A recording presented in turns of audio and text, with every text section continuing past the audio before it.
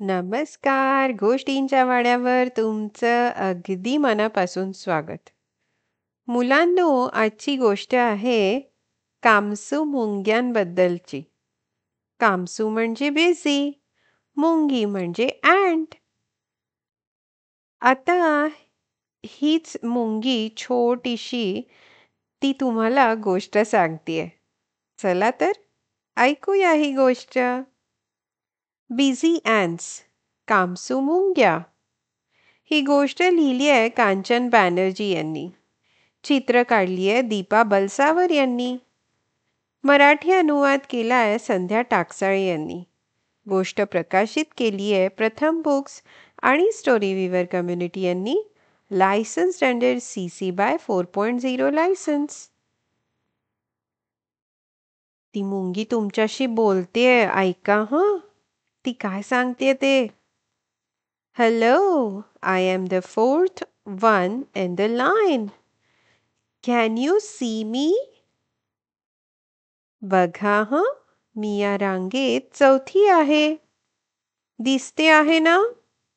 ती बघ उंच होऊन तुम्हाला बोलवतीये. Left, right, left. Left, right, left. We walk silently in a line.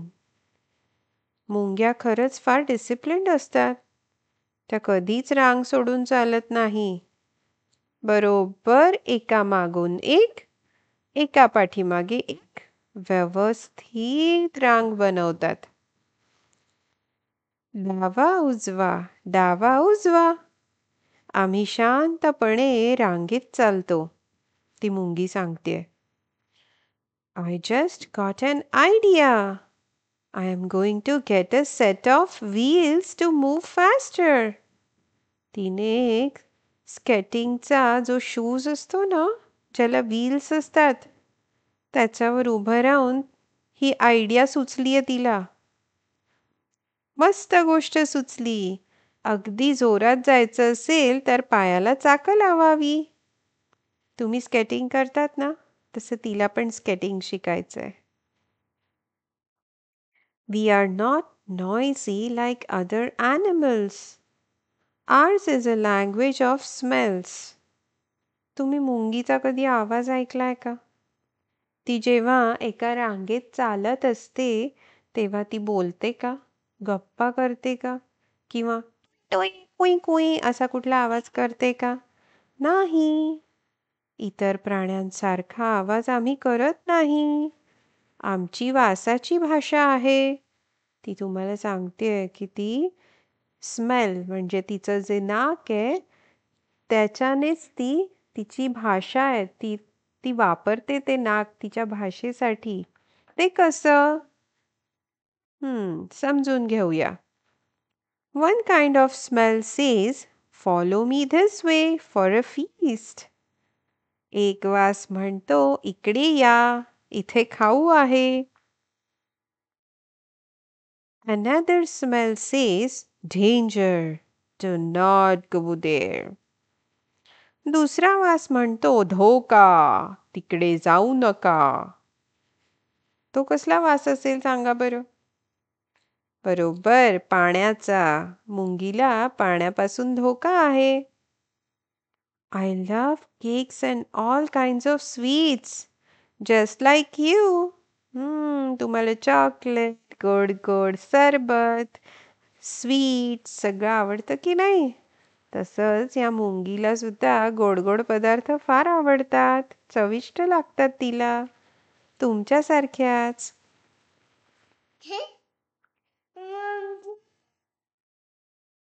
Want to see my muscles at work? I may look very tiny to you, but I'm very strong. बघायची आहे का माझी ताकद? मी छोटीशी दिसते खरी, पण खूप बलवान आहे.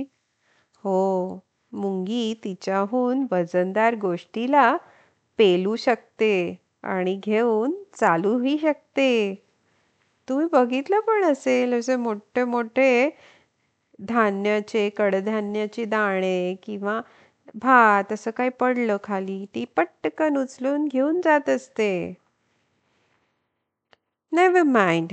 If the door is shut, I can slip through the smallest crack. दार बंद असलं तरी चालतं. मी छोट्याशा फटीतून जाऊ शकते. हो, हे खरं आहे. ती आहेच केवढीशी, एवढूशी असते ती मुंगी.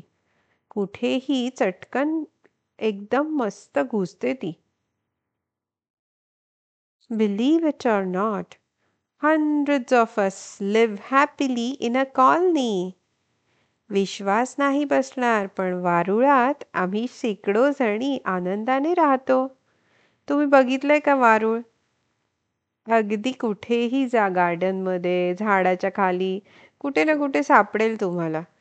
तिथे जर तुम्ही पाहिलं तर तुम्हाला इतक्या साऱ्या मुंग्या दिसतील की तुम्हाला कळेल त्या किती सोशल आहेत, त्या किती एकत्र अकोमोडेट करतात, म्हणजे एकमेकाला सांभाळून घेतात आणि त्यामुळे त्या एकत्र राहू शकतात. किती छान की नाही? Let us learn some new words. Small, big, लहान मोठं, slow fast, हळू जोरात, short tall, बुटका उंच, thin fat, चपट जाडा, बारीक जाड, hard soft, कडक मऊ मऊ, noisy quiet,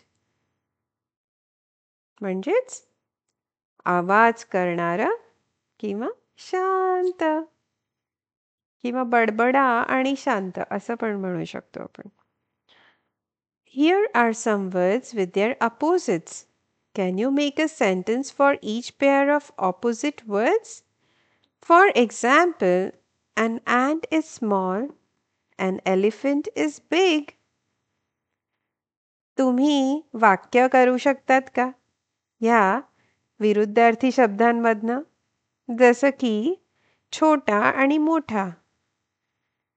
त्याचं वाक्य काय आहे?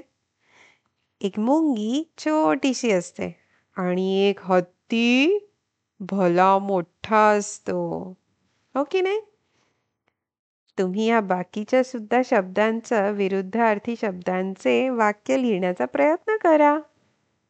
मग आपण पुढच्या गोष्टीत नक्कीच भेटूया. तोपर्यंत टाटा.